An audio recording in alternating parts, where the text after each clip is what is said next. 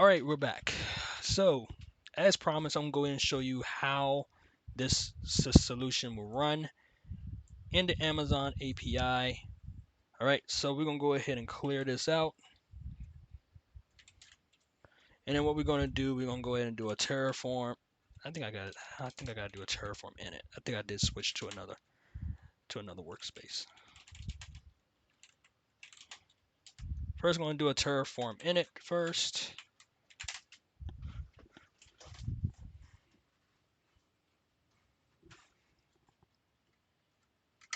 Just give it a moment to run, and then it's finished. Now, let's go ahead and run our script. But you're going to do a Terraform plan, and it's just habit for me to run a Terraform plan and a Terraform apply. So you don't have to really run a plan necessarily. Um, it just makes it more. To me, it just makes it much more easier, I would say, to basically be able to get a view of what you're going to be deploying. But it does the same thing even when you do an apply. And once again, don't worry about this argument right here, this warning, because Terraform, because how I'm having Terraform read my scripts, read my credentials, is grabbing it out of a file on my PC. So that's locally on my PC. So don't worry about that. Um, so you can easily, like I said, you can run like a Terraform apply, and pretty much the apply does the same thing as a plan almost. So what it would do is going to go ahead and just give me the plan and everything. Well, I already went over this in the previous videos, but I don't mind explaining again. What apply does is go ahead and gives me the plan, tells me everything that Terraform's going to deploy prior before running. Just like, hey, it's running. It did this it just showed the same information in the plan, the same information. So yeah, only difference between the plan and the Terraform apply is this section right here where I could type yes or no, and I'm going to do a yes because I want to deploy. And I think I forgot I think this is set to 1 at the moment. I'm going to let it go. I'm going to let it go ahead and run. So it shouldn't take that long to run this. Probably about a couple of minutes. If it gets too long, then I'll just go ahead and pause the video. But yeah, like I said, I think it's only one. I think it's only going to create 4 EC2s right now at the moment. Yeah, it's only four EC2s. So, um, so yeah, it's going to create 4 EC2s. Cause, and the reason why I was kind of questioning that because I know I was testing some earlier. I know I put like 10 in there and accidentally deployed 10 to 40 EC2 instances in my account. And I was sitting there like kind of panicking a bit, like, oh, what did I do? So, that was my fault, playing around with this thing. But I'm happy that I didn't make that mistake this time. And look, it just finished as we were talking. It didn't take that long to deploy 4 EC2 instances. So, and it gave me the public IPs of those instances. So what I'm going to do, I'm going to go in my AWS account. And right now it doesn't show anything in the AWS account. But if I go ahead and click refresh, up, I got log out. I got log kicked out. Let me go ahead and log back in. Give me a second to log back in. Matter of fact, I'm gonna pause the video as I log back in. All right, I finally just logged back in. Let me go ahead and go back to my account. Log in. Go to EC2s. We see that we have 4 EC2s that were created. And here they go right here. So we go ahead and just look at one, just make sure this one's 54, 213, 242, and 260. Let's go back to our machine. And here's that IP right here. So just like how in the script, in the bash script that I ran, it went ahead and installed Apache and ran the updates.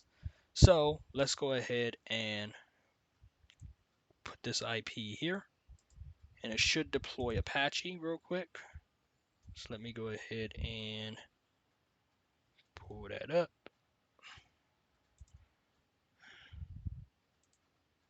So let's go ahead and it did. It worked fine. So okay, we see that one of the systems are up, and we could go ahead and go to all the rest of them and do the same thing. Well, just try to test another one out. Yep, and they work just fine. And you see one thing. This one's deployed into availability zone B. This one's in 0. This one's in availability zone A. And the reason why I could tell, because we're going to be going through them momentarily. And because of this one's IP, it should be deployed in availability zone. Because of its index, it should be in availability zone C. Let me go ahead and take this S out. Yep. And this one's number 3. So that means this one should be deployed in availability zone D. But we're going to check all those momentarily. All right. So now let's go ahead and check the script. Like I said, because this one's index 0, how I could tell that this one should be in availability zone B. Availability zone A is because the index. But also, if you scroll down, let's go to networking. That's the easiest way for me to find out. So right here, availability zone A, and it should be on subnet A because subnet A is actually right here, subnet 0. That's exactly what it is. Because 0, basically, the indexes I wanted to correlate with the number. So that's one reason, one way I could tell. Because that's one way that I'm able to tell the difference between all of them.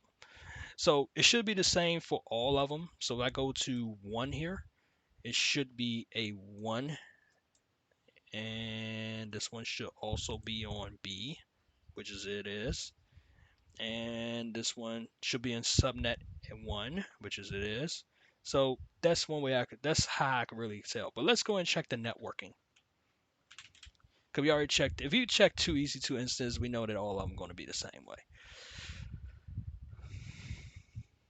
So we got our VPC that we've created, which is our Terraform, my goodness, our Terraform VPC. We could tell because we got the 11.0.0/16. We got our subnets, which are Terraform subnets, which is our public subnet 0, 1, 2, and 3. We got our route table, which is right here, our Terraform route table. We click on it, we go to association.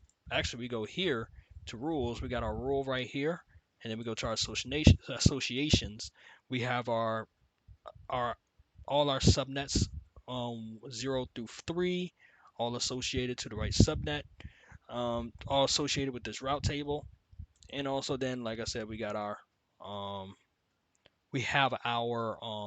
internet gateways. But there's one thing I forgot to check while in EC2 is also the EBS volumes that were created. And we could look at those by going here to volumes. And we go. Actually, I should have put it should be some type of, go back down here. Should be a tag here. So I didn't put no tag. All right, so I got to put a tag in there. But this is basically the EBS volume for our system. This one's attached to our Web3 system. Since it's in D, that makes sense. And this one should be attached to this one's connected to W2s. That means it should be in West 2C, which is, that's right. And then we got this one right here, which is in 0. That means this one should be in West 2A. And then we have this last one, which is 1, which should be in availability zone B, which everything looks cool. So, all right, so that's pretty much it regarding this demonstration. Next one I'm going to show you is the Ansible version of this, and I'll see you in that one, all right?